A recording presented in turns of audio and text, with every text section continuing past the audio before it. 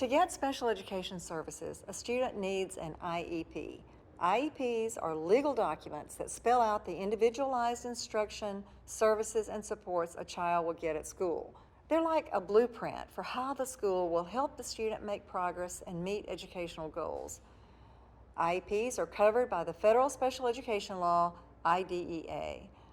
The law is very specific about how the plans should be written and what they need to include. For instance, every IEP must include annual goals for a student to work towards, based on specific needs. And it has to include a plan for measuring a student's progress and reporting it to parents or guardians.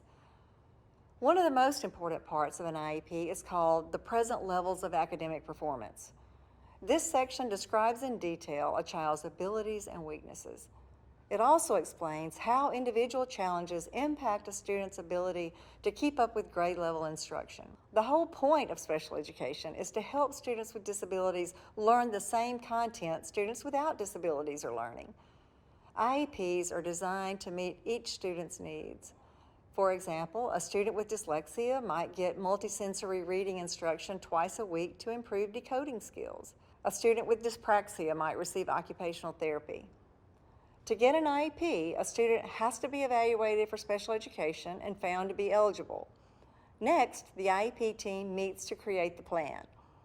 The team includes the child's general education teacher, a special education teacher, a school psychologist or someone else who can interpret the results, and someone from the district that can authorize the services in the IEP. It also includes the child's parents. Parents don't always realize it, but they play a very important role in the IEP process. In addition to giving input on the program, they can help monitor it to make sure their child is getting the services listed in the IEP and making progress toward the goals. The best IEP goals are SMART goals. That means they're specific, measurable, attainable, results-oriented, and time-bound. Goals need to name precise skills and targets and be ambitious but realistic. Students are reevaluated every 3 years to see if their needs have changed and if their IEP needs to change too. By the time they reach 16, their IEP must include a transition plan that will help them prepare for life after high school.